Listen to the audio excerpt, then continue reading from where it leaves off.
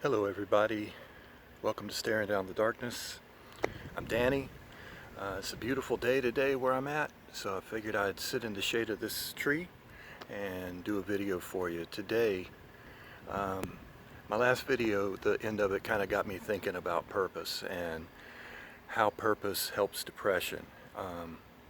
If you have what you think of as a purpose in life, sometimes it can help with the depressive times. Sometimes it can help ease that pain or make you feel a little bit better about yourself.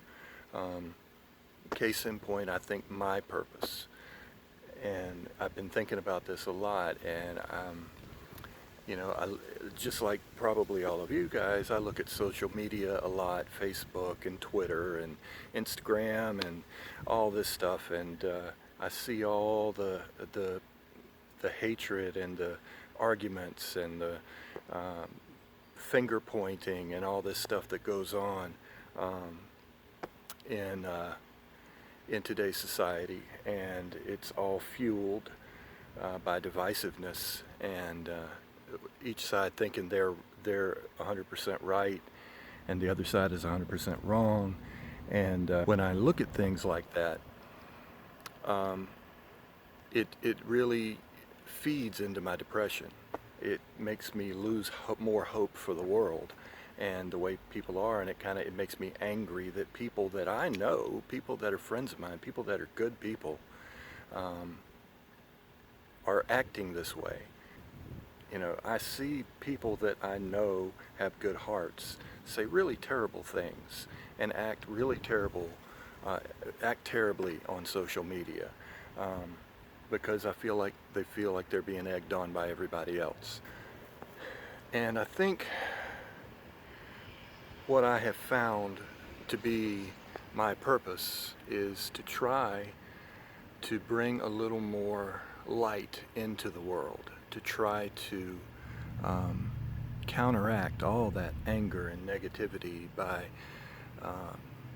trying to be kinder and more understanding and more empathetic of people. If somebody says something to me that I disagree with, I'm not going to attack them.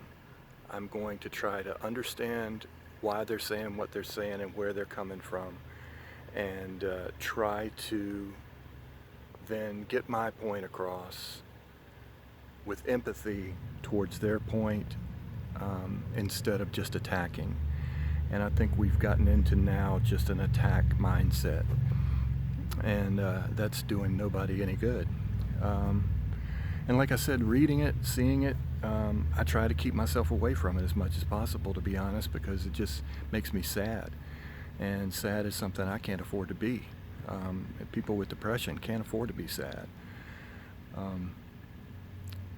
So as far as my purpose of bringing light, what does that mean? Well, it means going and making conversation, making comments on social media that have nothing to do maybe with the topic at hand, but to talk about something we have in common, and to join a discussion to try to deflect the topic away, be it movies or music or football or baseball or whatever, just some kind of common ground that we can find, that we can relate to each other on, so we both know that we're good people and we come from good places, and we're trying to develop a bond. And when you have a bond, then you can talk more easily and more friendly about differences of opinion.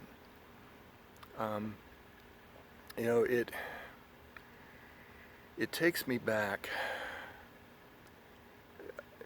I have this philosophy, and I'm sure that I'm not the first to have this philosophy, but my philosophy is that real change is not made on the battleground, it's made on the playground.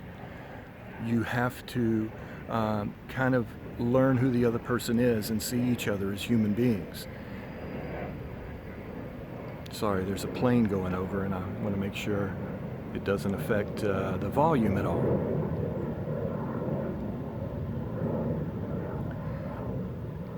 That's the price of recording outside, I guess. But when people feel like they, through either aggression or violence, have been forced into change, they then see themselves as victims, and they see you as the enemy, whoever forced that change upon them. They don't change the mindset. They don't change their hearts. They just wait their turn until they can exact revenge. When you meet up on the playground in a common goal of lighthearted fun, then those barriers come down, and when you start to see everybody as human beings with good points and bad points, and somebody that you can actually find common ground with, then typically you can start changing their hearts. Maybe they can change yours. The earliest example I can think of this being a first-hand thing for me, when I was in first grade, when I first started school in first grade, that was the first year of integration in my state. So African Americans and Caucasians had never gone to school together before then. And so there was a lot of tension. There was a lot of, dirty looks and that kind of thing going on. I never really remember thinking anything different because I never knew anything different. My parents were not, they weren't marching to Selma, but they also weren't marching with the KKK either. They were, your average man and wife, parents, mom and dad from the World War II era. So was there prejudice there? Probably a little bit, but not anything overt that I ever heard or was taught. So, I didn't look at these new classmates as being anything different from me. And so when we went out for recess, we were playing tag, and it was me and like 4 or 5 of my white friends, and there was this African American kid sitting by himself. And I walked over, I said, "Stephen, you want to play with us?" And he's like, "You don't mind?" I said, "You sure?" I said, "Sure, come on."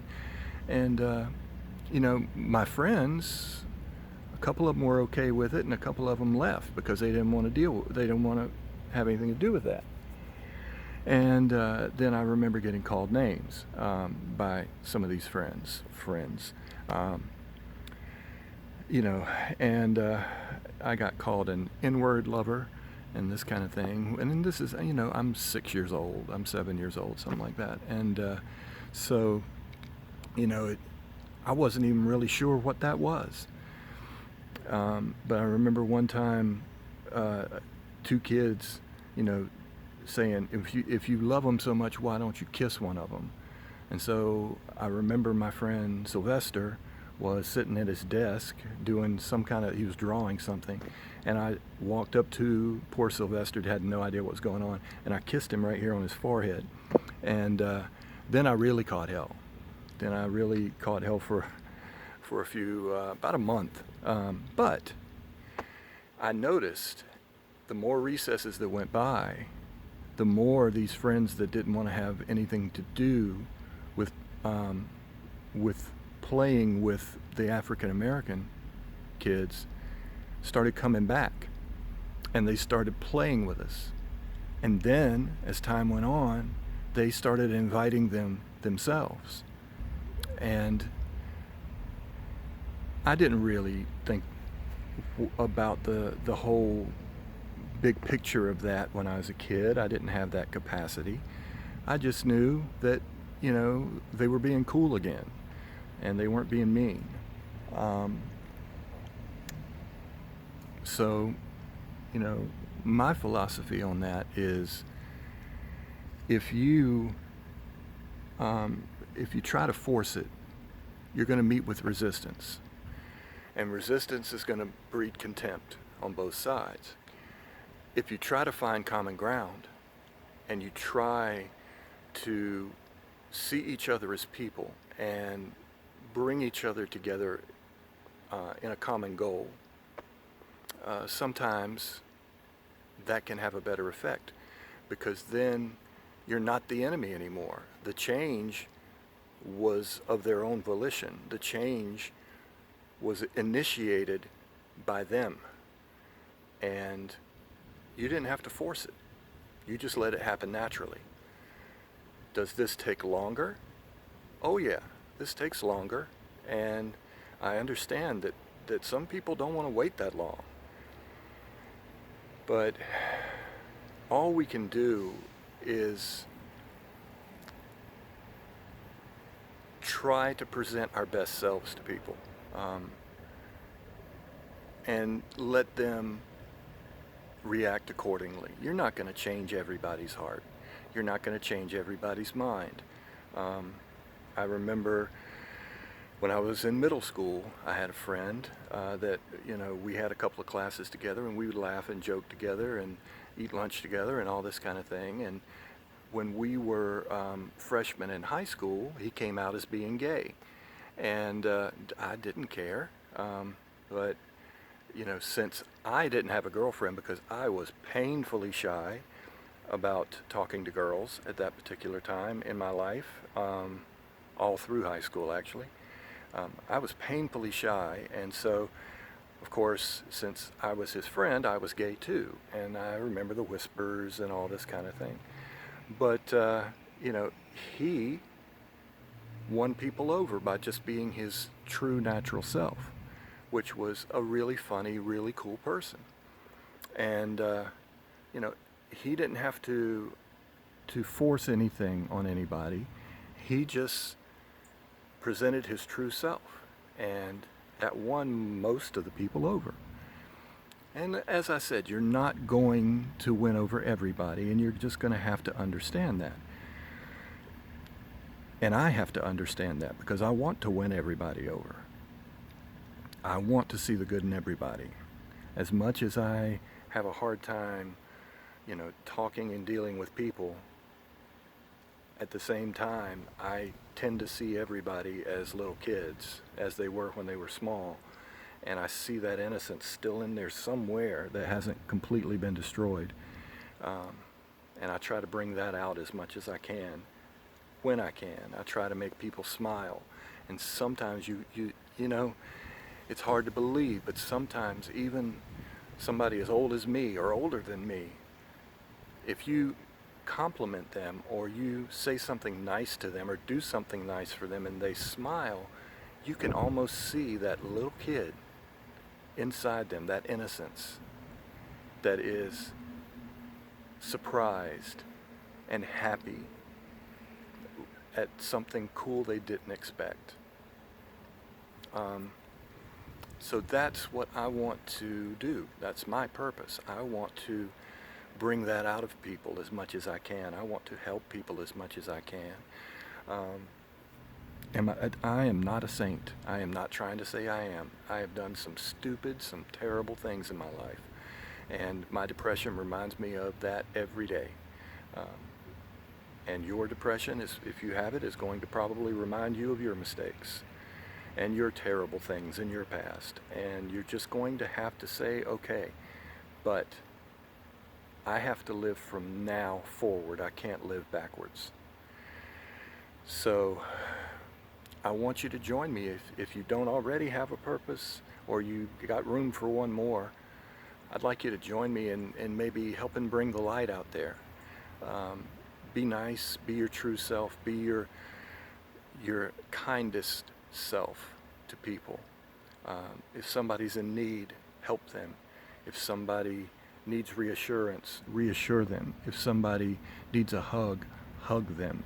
If somebody needs confidence, boost it. All we have is each other. And if we keep the way we're going, it's going to be a terrible world for our kids and our kids, our grandkids and their kids and all. So, you know, I'm reminded of a quote by Voltaire that says, you are guilty for, let's see, you are considered guilty for all the good you did not do. You know, I've done some, but I haven't done enough. And one person can't change the world, and two people can't change the world, but it does create a ripple effect. And if we can get the ripple effect going in enough places, we can create a tidal wave of kindness that hopefully will wash out this anger and this divisiveness and this darkness that's around us right now. I want you all to know you're beautiful, you matter, you're not alone, and I love you guys. I'll see you soon.